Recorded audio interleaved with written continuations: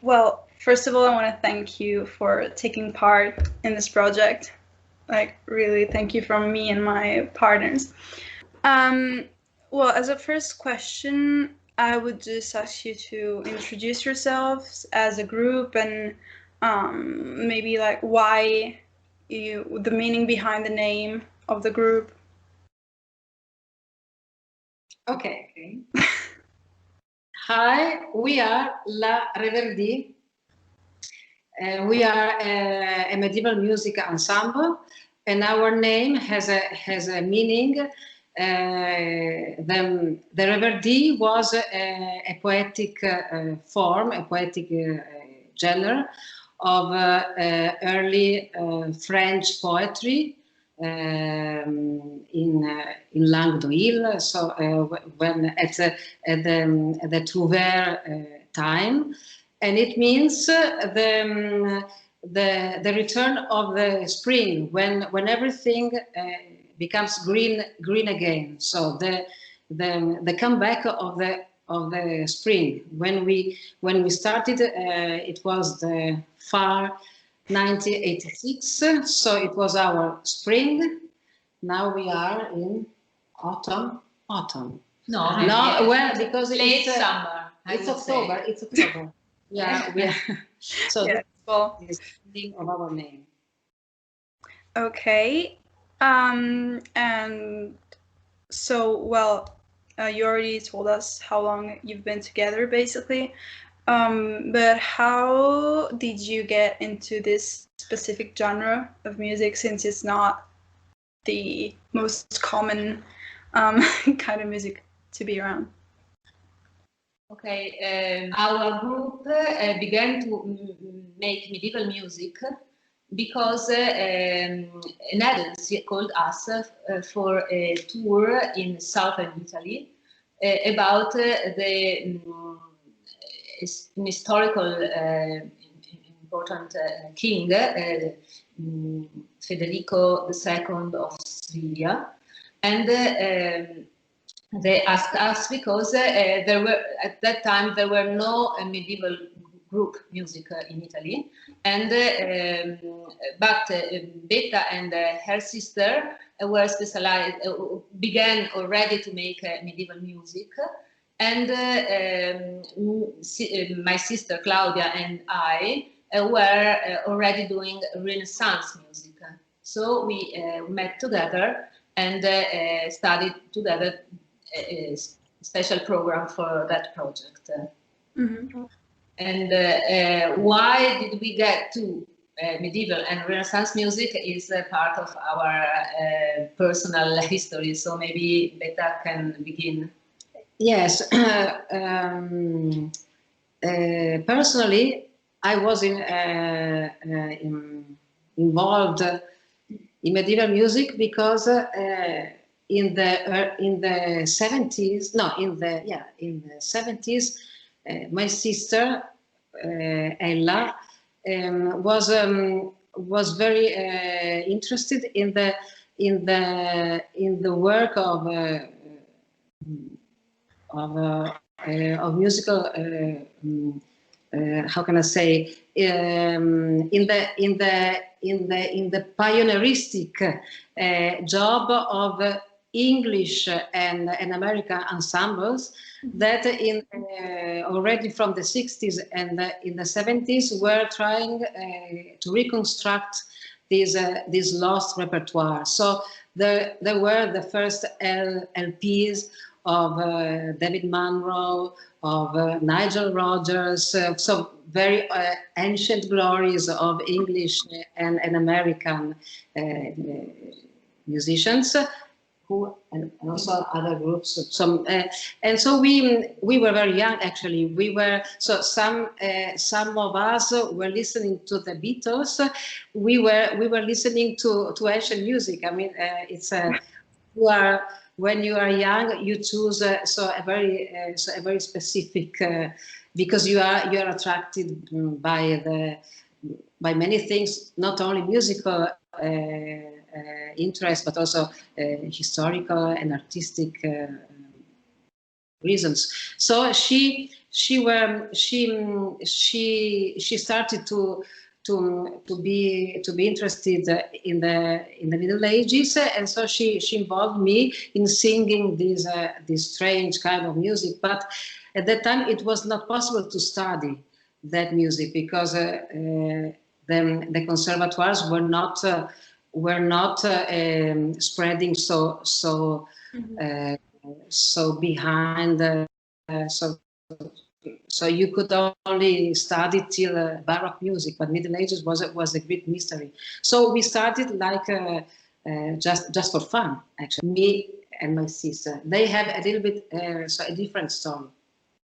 So Claudia and I, we were born in a family of musicians, actually, not for as a job, but my father and my mother, they met at university making music, making early music. Actually, in the 50s, it was for maybe one of the first group at university in Italy, because the so-called Renaissance revival of early music began actually in the 20s, 30s in north of Europe. But in Italy, they began around the 50s. And so we, since we were born, we listened. You used to listen, father and mother and friends coming to us, playing together early music. At that time, early music was only Baroque and Renaissance. Actually, Middle Ages were very, even less known. And so we began very young as children, the same as Beta and her sister. So as children, we used to play. I used to play a recorder, and my sister began with lute. Recorder and lute. My father played lute. My mother played recorder. So they played together. We did something like something normal in our family. It was part of our life, and our home was always full of musicians that now are very famous, but at the time they were just young students coming to my, especially to my father, to ask for advice. And so, then I studied in a special program at conservatory, which was not established. It was just something experimental. Experimental. I studied recorder, and as for me, I started to play and to study lute under the guide of my father, and then in Italy there was only a class in Verona for studying lute as an experimental class. But I decided not to go to the conservatory, but to follow some very famous lute player coming from the north, in fact. And then at a certain point, I got also a degree in lute, Renaissance, in performing lute in London under the guide of Jacob Lindbergh. And also I studied a little bit in Basel with Hopkins Smith. So I started with my father, and then I went on to play this instrument that was my father's instrument. But I want to say that in our family we tasted the pleasure of making research, because actually also about Baroque and Renaissance was everything to discover at that period, about instruments, about repertoire, about performance practice, and so on. And so we earned that kind of mentality. And when we met Beta and Ella and had our first meeting with medieval music,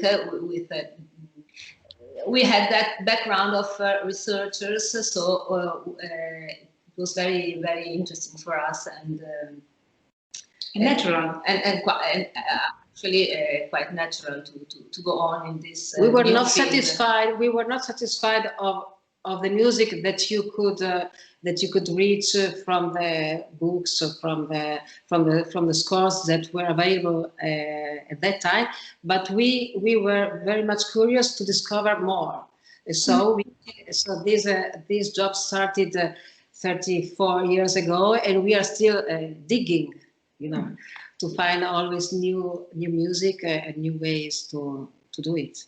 Yeah, so I'm assuming that since it's a very niche kind of genre, it involved a lot of research for you to study it. Okay, so my next question would be, what were growing up and up until now your influences and like your musical background? Yeah, partly we have already answered. So we just started from the ancient music, which was our first. So for me and also for them, our first musical experience as children. Mm-hmm. Yeah. Then of course, when you grow up, you have some curiosity for many other kinds of music. In my case, I was I studied. Well, I had a normal musical formation. So I studied at the conservatory. I have a degree in modern cello, which means that my background started with Middle Ages, but then went on till last century. So with the classical music and romantic music, and then of course, since you in the 70s there was also a big so all the for example all the rock progressive highlight age. Of course, I had also an interest in much more modern music, but also in traditional. You mean when you start from the origin of music, it's kind of a natural process. You do all the history of music from the Middle Ages till today. So far, I'm very interested also in what happens today in music, of course, you have to choose your field, but if you know many kinds, so if you have many, so the more inputs that you have, the better it is, I think. Yeah, definitely, I agree. Well, you partially answered this, but what made you choose this, like the specific instrument that you play today? How did you come across it? As for us, it was easy in a way because, as Livia told before, we just choose naturally the instrument that we were used to at home, and so recorder, but lute for me, and but then we add also singing, which is another very important instrument that we normally use in our ensemble. So instruments, it's okay, but also we discover how was important to sing the repertoire that we are performing, and we also discovered from the treatises of the Middle Ages that singing was the main activity for whoever had to make music in a way. So for us, the instruments, yes, were the instruments that we knew for childhood in our family. Even though I play also fiddle. I also, together with a recorder, I began to play viola da gamba when I was 15, and so I came to play the fiddle in this ensemble, LaReverdie, coming from my experience of playing viola da gamba, which is more a Renaissance and Baroque instrument. Of course, also the research about instruments, I mean,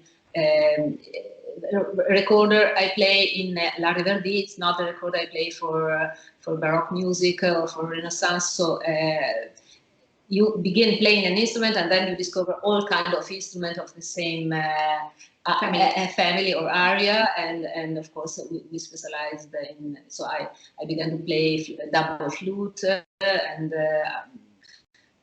So also the research about instrument and how or when were they used for specific styles of music, of course, it's part of our job. You know, for our kind of music, so in the Middle Ages, it's not so fundamental, the instrument that you use.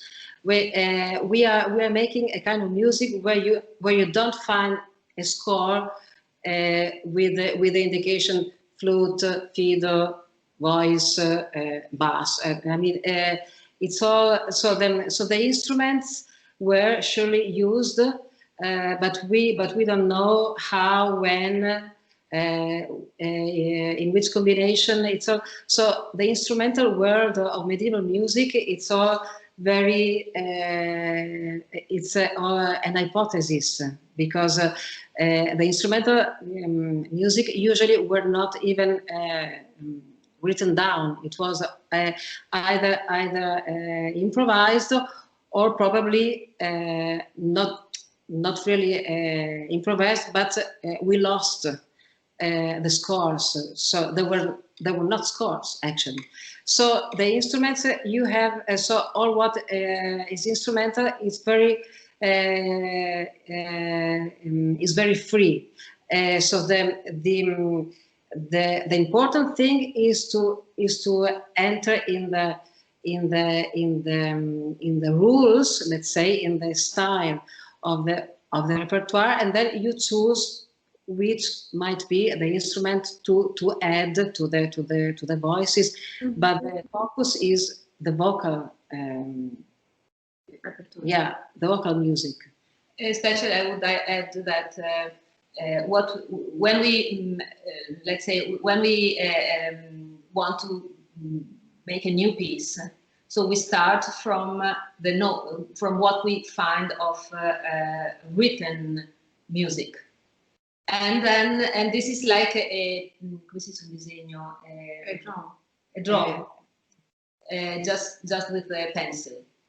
And then we first have to draw correctly, so to interpret rightly the notation of the piece, which can be also difficult in some repertoires. But then we add the colors. And we make very different experiments about colors to find finally the complete painting. And so adding colors in different instruments and voices and different combinations is adding the color of that drawing. So let's say now it's like coloring a pattern. See, also now everybody knows that Romanic churches, now we see white, but at that time they were colored. So we find white scores and we add colors using different instruments. And each of us has learned many more instruments than in beginnings. For example, she plays all kind of fiddles and harp, the hurdy-gurdy, because we wanted to add much more colors to our painting. So she also displays not only lute but with psalterium, and so it's a work in progress. Yes. Began with some instruments and then we add more and more and more, and then also we add for different programs, so we also call other musicians, which can also add different colors. So we like colors. Yeah, that's very interesting. So, what would you say it's the most interesting thing that attracted you towards this kind of genre? I must say, Cosa c'è?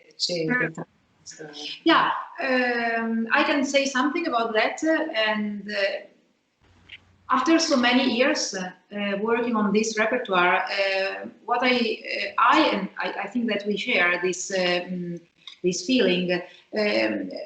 We like it's the freedom in a way that such scores that are really empty of information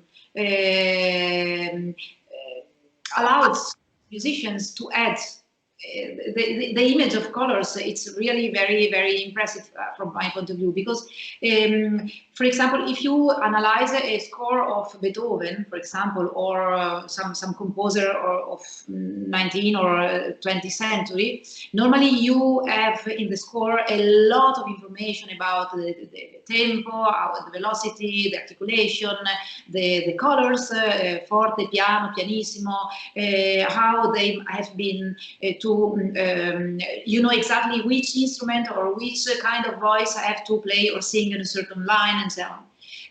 As much as you go back in the history of music, the score are always less and less rich of information. Coming to our repertoire, and we also have to add that Middle Ages is a very long period, so we can play or sing, for example, a piece coming from 10th century and play and sing a mass of 15th century. I mean, we have also a lot of centuries, a lot of repertoire. This is also another reason why we still are, after so many years, interested in this kind of music, because we have a lot of music, a lot of manuscripts that still have to be studied. And so, from one side, the interest in a very in a repertoire that it's very rich and also very full of differences in itself, from monody to big polyphony.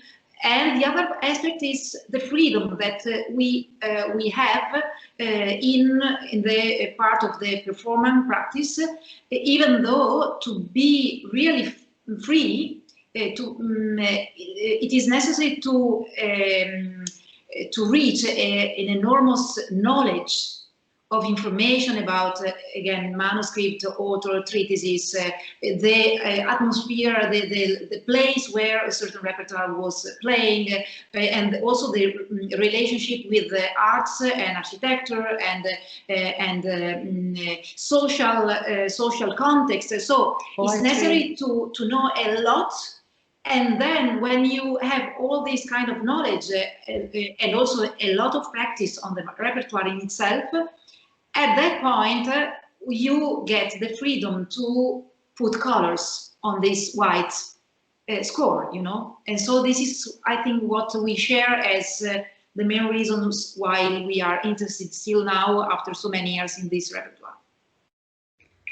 So what would you say, after you talked about all of what this kind of music represents for you, what would you say is your aim at working with this specific kind of music?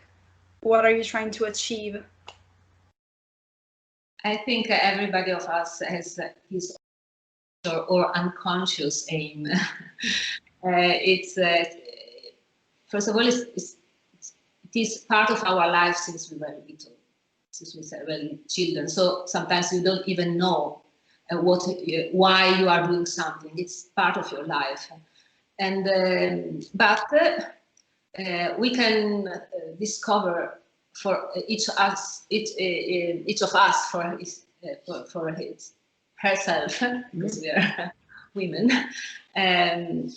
what some of the aims.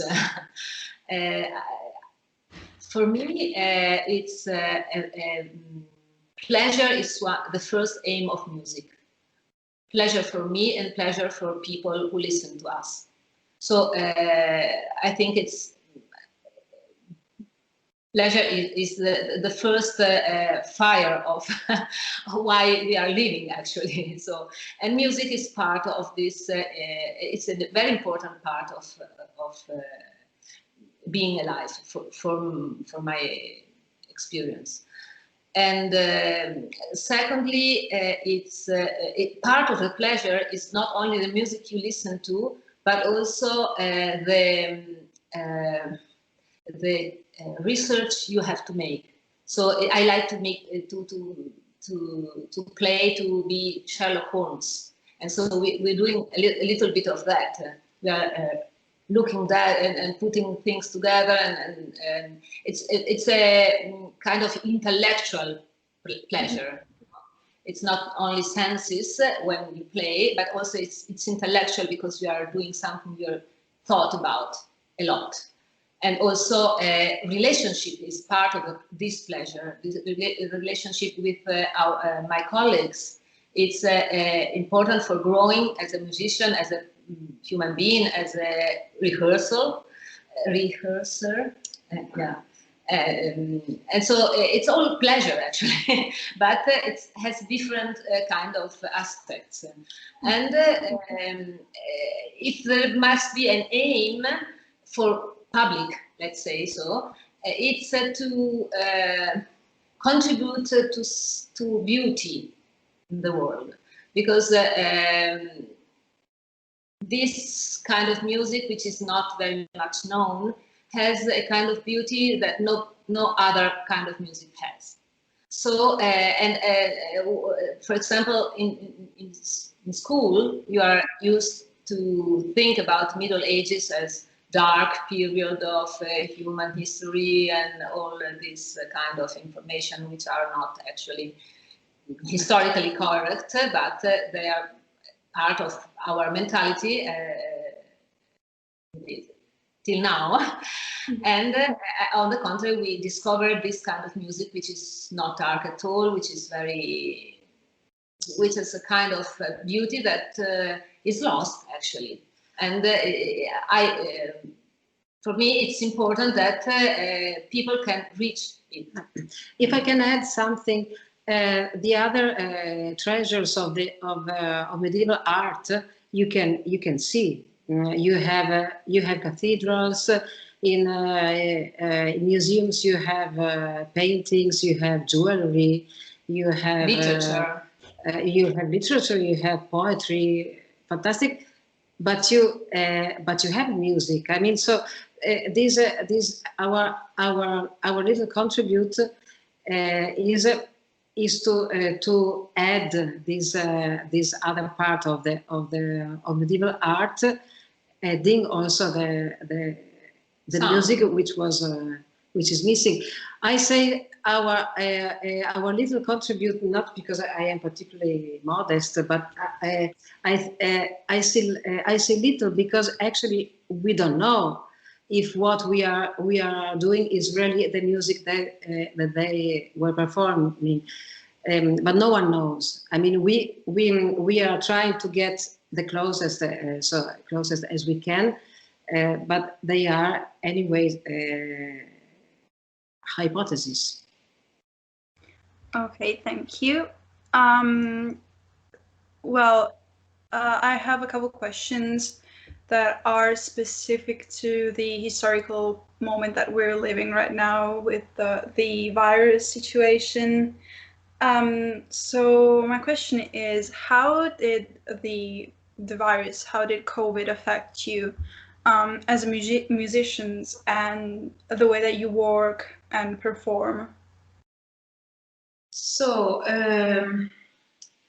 for us, it has been very difficult because concerts has been cancelled, master classes have been cancelled, and also we live in different villages, in different towns, also in different regions, and so for a long time we couldn't meet. And so this is also a reason why we didn't give we didn't give, for example, contribution like recording a performance for our fans, let's say, because we couldn't meet. And this, as Lydia told before, doing music together for us is also a way to get pleasure and to stay good, also in mental, I mean, in health. And so for us, it have been very hard not to meet, not to research together, not to go on with the project that we were working on. And so, yeah, and now, for example, we are in Cagliari, in Sardinia, for a concert that had been cancelled in June, and now in few hours we will have this concert. But probably again will be the maybe, we hope not, but it might be the last, because things are getting worse, and so again we will be separated, and so again without the possibility to perform, to do concerts, to also to practice, because this kind of music needs a lot of rehearsals. I mean, since as I told before, we have not all the information on the score. There's a very long work of backstage, let's say, rehearsing and trying to check if a solution is good, or to check another solution, to add parts, to compose, to improvise, to change completely the piece. So it's not enough for us just to go in a place, read the music, and that's done. It's done. And so we miss a lot of this part of the work, which is not only doing concerts or recording, it's also rehearsing. It's a part of our job, and this is difficult for us. Yeah, I understand it, because I assume that even having calls, it's still not the same, and it has its own complications. Speaking again, one last question about the virus now. How do you keep your audience interested in your music, seeing all the lockdown restrictions and the inability to actually perform up until now, at least? Well, we mostly hope that they don't forget us,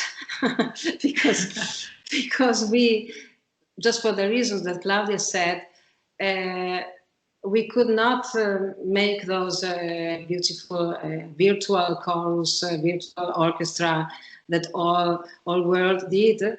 Yeah, this music has no rhythm, mostly has no. Well, it's not that you can record one part and then edit together with other 40 parts. So this doesn't work. So we could not deliver nothing new. We had, of course, we have our YouTube channel, we have our social. We have how many CDs? So we have our discography, 20 CDs printed in all our activities. So we hope that people still, I mean, if they want to find something from us, so there is something, because we have always all these creators after so many years. But actually, what did we do? Nothing. But thank you, Sarah, that you have thought of this interview. Well, at least this is something, no? But I would add that medieval music is something live. It's something, I mean, real, concrete. It's not, you can do it, I mean, you can do it virtually, but the spirit of what we are used to do is not that one. Mm-hmm. So actually silence is a very important thing in Middle Ages too. Yeah. Silence is the container of music. So in this period, we just kept silent. Kept silent. Mm-hmm. It's a way also to say something, because if we, in a way, all the musicians or artists start to think that, oh, okay, we can do in another way. Why not to do virtually? Why not to? It's very dangerous. Because human being can start to think that, okay, we can listen to music which is not completely real, but it's enough in any case. Why not? We can decide not to go to concerts because staying at home and listen to a CD or a virtual performance, it's enough.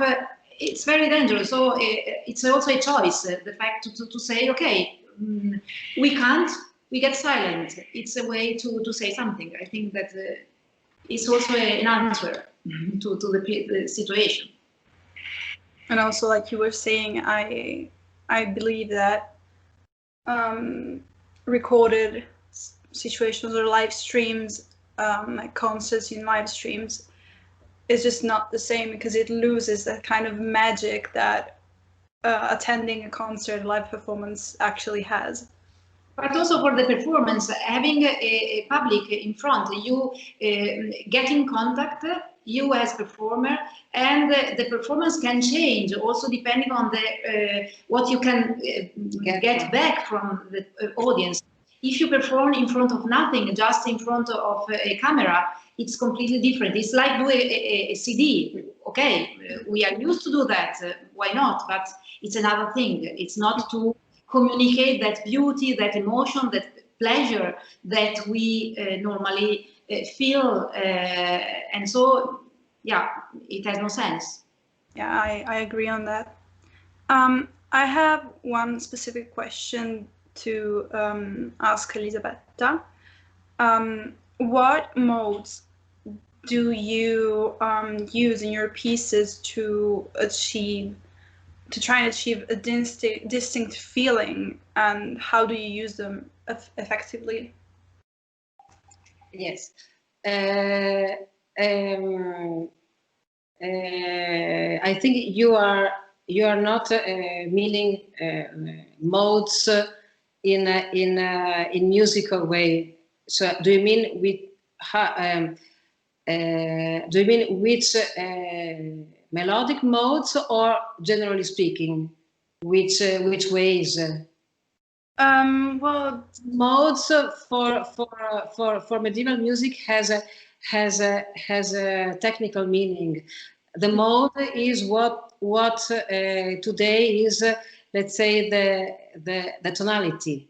So the mode is a scale. The mode still exists, for example, in jazz. It's a definite scale inside which you can create. It's a kind of pattern. So, but I think that the question maybe was more general. Actually, in the pieces that I sometimes compose for some of our programs, the aim was not to express a feeling, but was to try to use a way of composing that a medieval composer used. So to nowadays you start mostly from a melody, from, I don't know, so a songwriter so conceive a nice melody, a line, and then you add the harmonies, so a bass line or some chords to sustain this melody. In Middle Ages, so it was the opposite process. So they started from the ground. So let's say from the bass, but from the bass not in modern ways, so not in Baroque sense. They had a melody. that was sung, so that was mostly part of a church chant, and they used it like the bass line, and then they built like a wall, brick on brick, using some rules, some upper polyphonic lines to add to this ground. So it's really like to build a wall. So you can build a little wall or very high. So, and so I used this technique to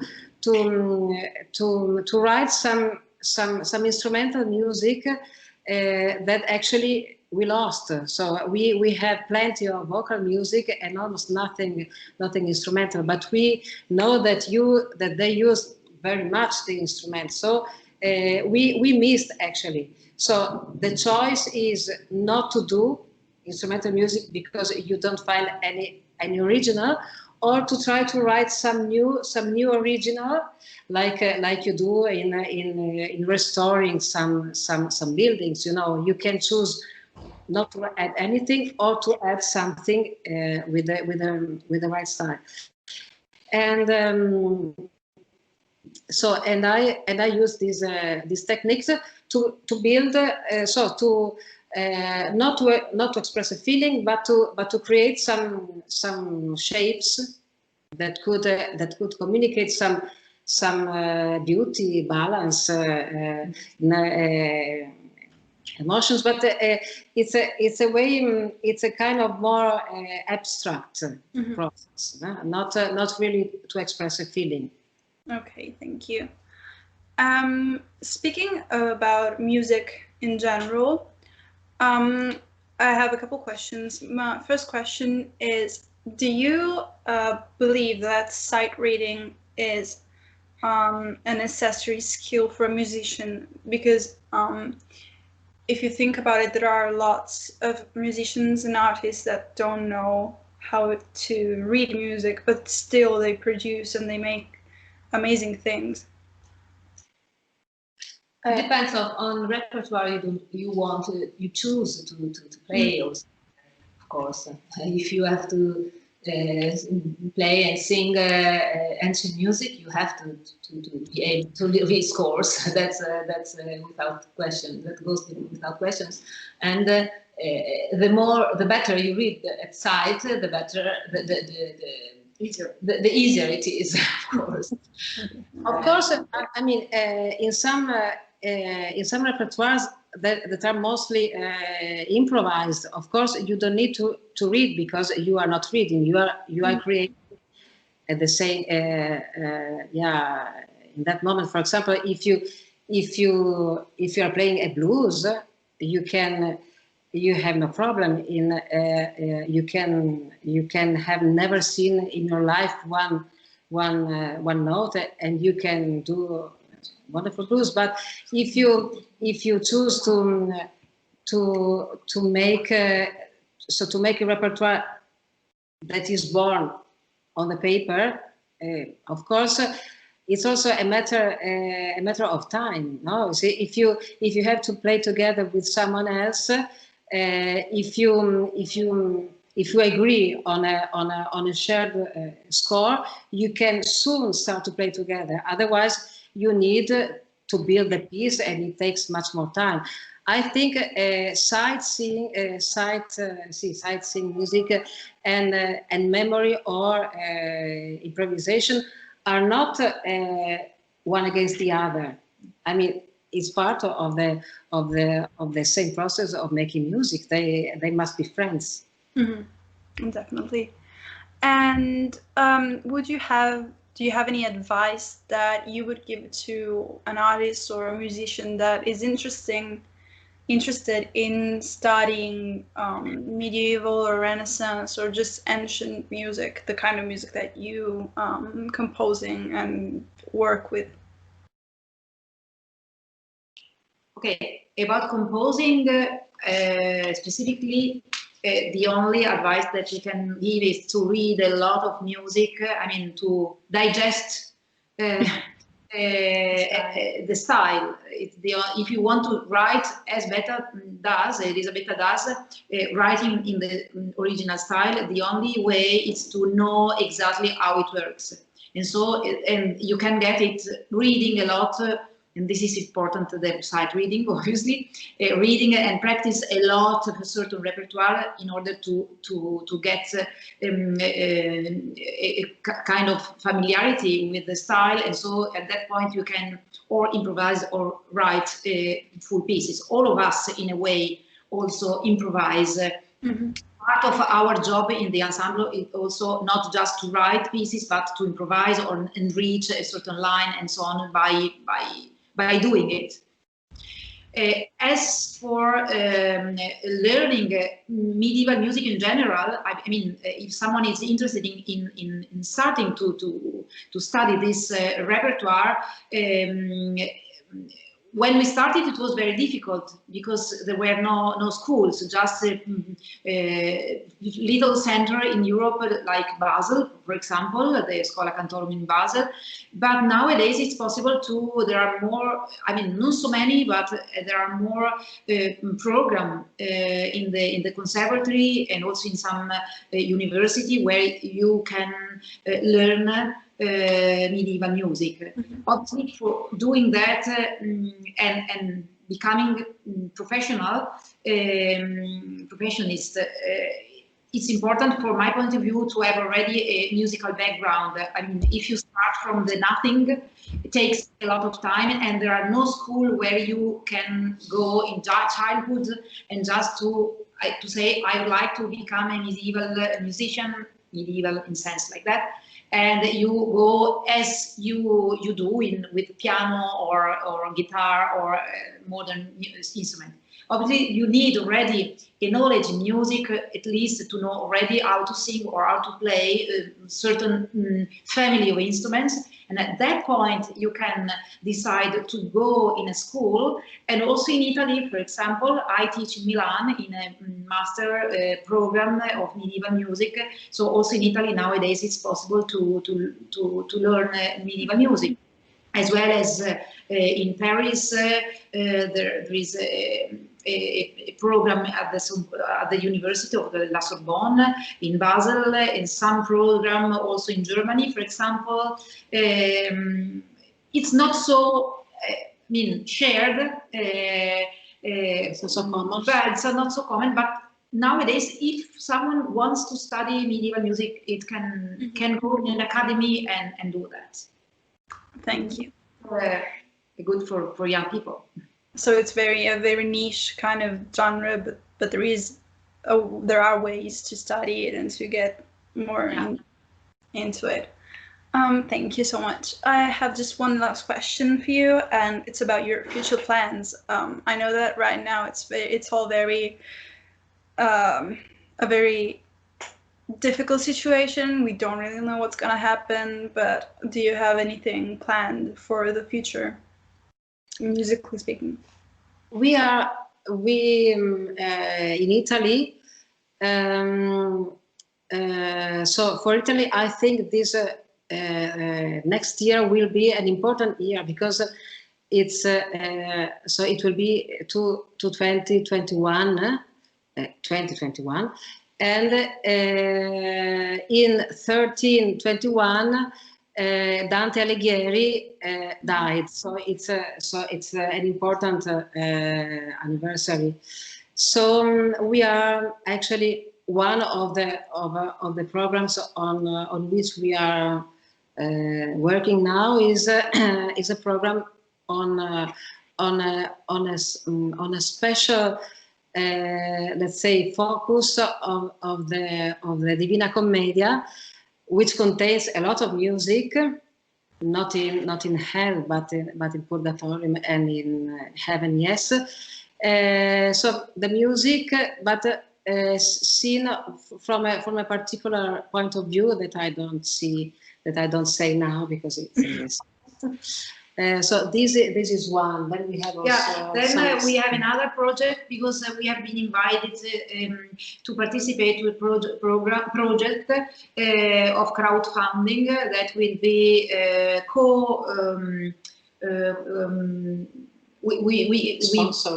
co-sponsored. So we won this project, and we have been asked to work on music linked to the Estense family, which was the family who led at that in 15th century the city of Ferrara. Mm-hmm. And there is a very important manuscript nowadays. It's in the library of Modena, and so we are working on this manuscript, and we will launch a crowdfunding probably in January if everything will go normally, and then with this, so it's also a good chance to let people know that there will be this crowdfunding, and the crowdfunding will support a recording on this project, which is specifically under this manuscript, full of music of Dufay and English composers of middle of 15th century. Well, thank you. I hope that everything goes as planned, and good luck on that. Well, thank you again for taking your time to answer these questions. I really appreciate it. Thanks. Thank you too much. We thank you. Thank you very much for your patience.